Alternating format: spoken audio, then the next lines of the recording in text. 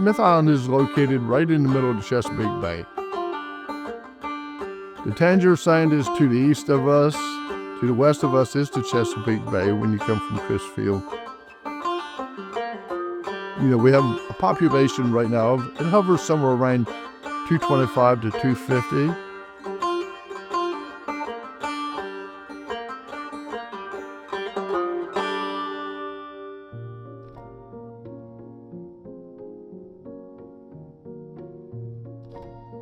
My name is Mark Kitchen. I'm a lifelong resident of Smith Island, born and raised here.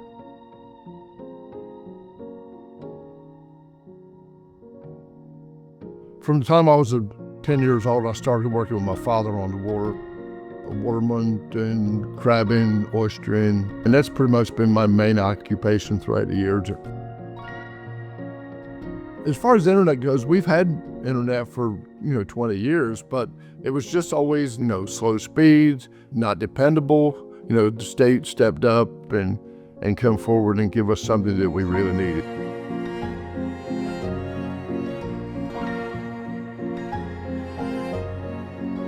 The lack of high-speed internet was really holding us back in more ways that I could illustrate to you. But as a representative of Smith Island and member of a Maryland Blue Crab Committee, I used to have to drive 4 hours each way, get back at midnight from a meeting. I'm able to sit back at the convenience of my home, get my same points across with the other members of the committee and the state officials and other watermen throughout the bay, take care of all that business just from the convenience of my home.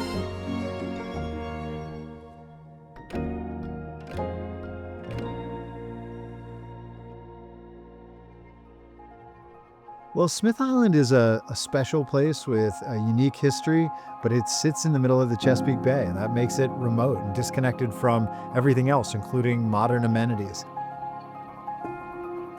The fundamentals that you and I might consider basic high-speed internet, access to reliable electricity, quick transportation anytime you want it to the rest of the world, all those things are not available on Smith Island. My name is Jake Day. I'm the Secretary of Housing and Community Development for the state of Maryland. I am a born and raised Eastern Shoreman. I know Smith Island well. If you've got a small business, and there are a couple small businesses on the island, point of sale system isn't going to work.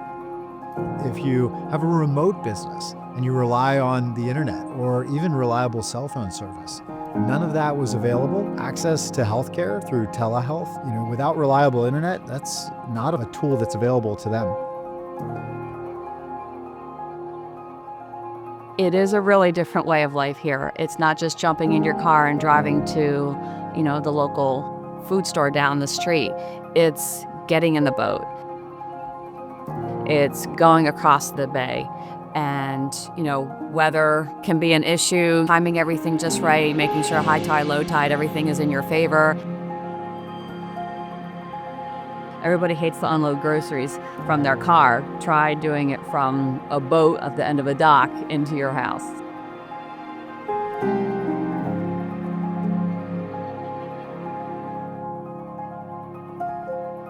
My name is Shannon Abbott. I am an organ transplant nurse. My job is really about the coordination from the call to the OR and everything in between. In a nutshell, when my phone rings, it means there is an organ for somebody in the United States. And I have 30 minutes from the time I get that phone call to be able to answer it and to be able to help save somebody's life. My office is the kitchen. When I first started coming here, and I would be sitting there and want to just get up and go to the other room, maybe make a cup of tea, have a change of scenery, and I would walk 15 feet and I have missed that call. It went right to voicemail. I'm like, my phone didn't even ring. What happened? And soon found out that the only sweet spot that I could get cell service before Verizon was this, 10 by 10 area. It's devastating. I start to panic because I don't want to miss an opportunity for our patients. So, it's very important to not miss a call.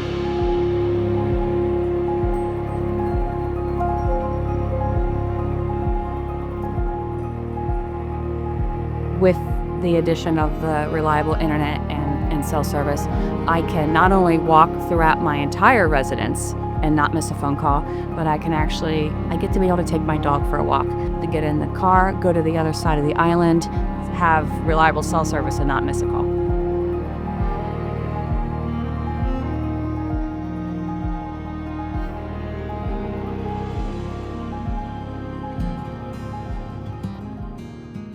With a cellular tower and then micro towers around the island, we were able to bring that 5G internet access as well as cellular coverage. I'm Ronnie Hammond. I am the director for Maryland's Office of Statewide Broadband. Our office is responsible for ensuring that every Marylander in the state is connected to high-speed and reliable broadband internet, no matter what their zip code, neighborhood, or community. So this project is important for Maryland in our communities because it showcases the necessity for high-speed, reliable internet. To celebrate the completion of this project ahead of schedule, everyone came together.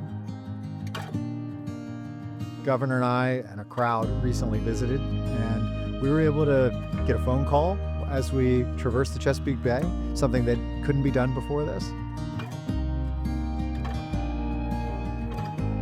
Smith Island to me was so important, not only because the people there deserve high-speed internet and deserve all that it brings access to, but really because it's symbolic. It's symbolic of disconnection, an island floating in the middle of the Chesapeake Bay.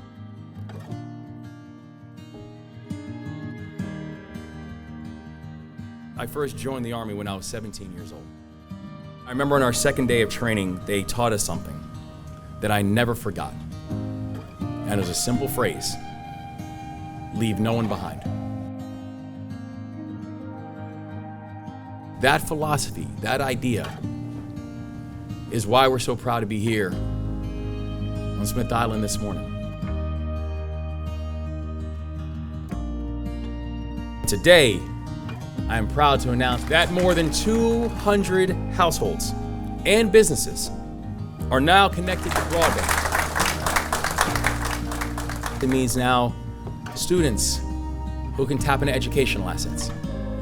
It now means people can have telehealth, so where you can actually talk to a doctor. It means you can have people who can now work remotely and create whole new job opportunities. People now, when they're coming here for crabs, they can order ahead of time. This matters to people, and that's why it matters to the state of Maryland.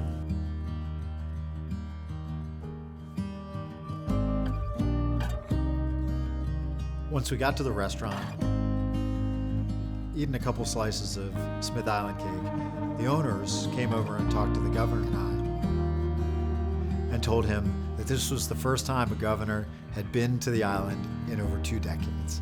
So I am confident that the Moore Miller administration cares about this place and won't forget about anywhere in Maryland.